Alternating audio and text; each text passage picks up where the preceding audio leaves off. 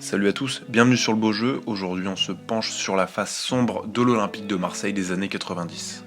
Alors avant toute chose, on ne va pas dénoncer, mais simplement relater des faits controversés qui se sont déroulés notamment entre 1992 et 93. Bien entendu, à la question « l'OM a-t-il acheté sa Ligue des Champions ?», la réponse est non. D'un point de vue personnel, je vois mal le Milan AC, alors dirigé par le puissant Berlusconi, se laisser corrompre au point de perdre une finale de Coupe d'Europe, mais plusieurs interrogations planent toujours au-dessus de ce sacre. Avant cela, revenons sur la saison 92-93 du club phocéen. Cette saison-là, l'Olympique de Marseille, avec à sa tête Bernard Tapie, remporte haut la main le championnat de France. Mais voilà, à 2 journées du terme de l'exercice, l'OM se déplace à Valenciennes, la suite on la connaît. Des joueurs du club nordiste déclarent avoir été invités par des émissaires de l'équipe adverse à lever le pied contre une somme d'argent. Le titre est par la suite retiré à l'OM et tout le monde renvoyé devant la justice. C'est à partir de ce moment-là, précisément, que des témoignages viennent accuser l'Olympique de Marseille de ne pas avoir corrompu uniquement ce match et d'avoir utilisé un véritable système de corruption. Avant d'affronter le Milan AC en finale, les Olympiens ont fait notamment face à Glasgow, Bruges ou Moscou en poule. Mark Hatley, l'attaquant vedette des Rangers à l'époque, porte une accusation accablante dans une interview accordée à la chaîne britannique ITV. C'était une personne parlant français qui m'a offert une grosse somme d'argent pour que je ne joue pas.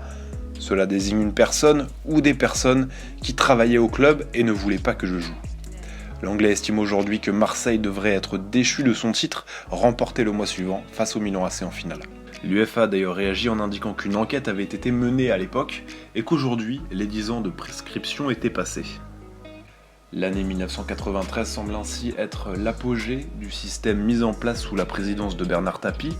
Jean-Jacques Edli est mis en examen pour corruption active dans le cadre de l'affaire VAOM, livre un témoignage sanglant et parle même d'un budget corruption. Moi je continue à mentir, et puis Bernès balance tout. Jusqu'aux sommes allouées par an pour la corruption. Il y avait un budget spécial corruption. Il y avait un budget, il y avait plein de matchs. Ce qui est marrant, c'est qu'on revient souvent vers moi pour me poser beaucoup de questions sur cette histoire, mais les choses sont actées, mais personne n'en parle de ça. Donc moi, je dis, je continue à mentir parce que j'ai donné ma parole que je dirai rien. Et puis il y a Bernès qui déballe tout, au procès. Jusqu'aux sommes allouées par an pour la corruption. Donc pour plusieurs matchs. Pour l'année. Toujours dans la campagne de 93, la victoire 6-0 des Olympiens face au Spartak Moscou est également remise en question.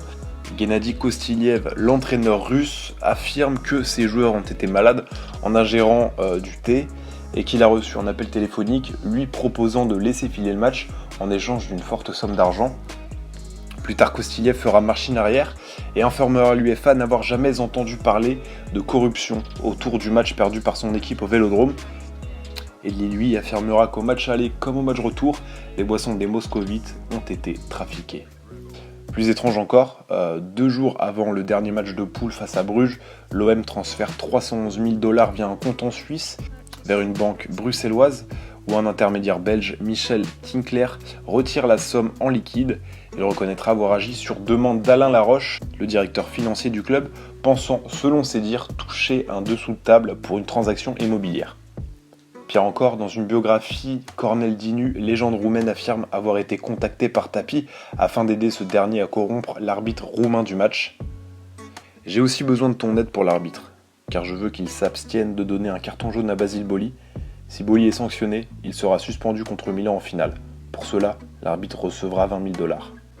L'affaire est conclue, l'OM gagne le match et se qualifie pour la finale, qu'il remportera 1-0 face au Milan, sur un but de Basile Boli.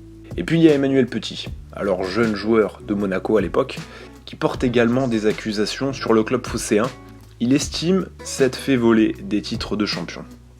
Donc toi, tu as été volé soi-disant en 91 et 92 parce que c'est les 2 fois où tu finis second. Donc comment tu as été volé? Explique-moi. Arrête de faire semblant à la radio devant tous les auditeurs, d'accord? Mais je fais pas semblant de tout, mais tu peux pas dire... Arrête de nous enfumer parce que mais enfumer de quoi? Tu sais aussi bien que moi de quoi on parle. Non, je sais pas de alors quoi tu parles. Tu es en train de me dire que la corruption de l'OM, c'est juste simplement sur un match, mais arrête de me prendre pour un imbécile quand même. Donc donnez des preuves, faites parler les gens. La justice en a donné des preuves, n'a mais pas voulu causer sur davantage quoi? parce que justement je pense que l'édifice était beaucoup trop important derrière. Je pense pas que la justice sois suffisamment naïf pour juger simplement la corruption de l'OM sur un seul match. Je pense qu'il y a eu un travail d'investigation avant, je pense qu'il y a eu une enquête, des écoutes téléphoniques, je pense qu'il y a eu tout un processus qui a amené justement à l'arrestation et au déballage de cette affaire-là. Alors mauvaise foi ou simple vérité? En tout cas voilà, presque 30 ans après, des doutes subsistent encore sur l'authenticité de la victoire de l'Olympique de Marseille. Mais une chose est sûre, c'est que le club olympien ne sera jamais déchu de son titre de champion d'Europe et qu'il restera pour l'instant à jamais le premier. Merci infiniment d'avoir regardé cette vidéo, n'hésitez pas à mettre un j'aime si ça vous a plu et à vous abonner pour rester au courant des prochaines sorties. Et moi je vous dis à la prochaine sur Le Beau Jeu. Ciao.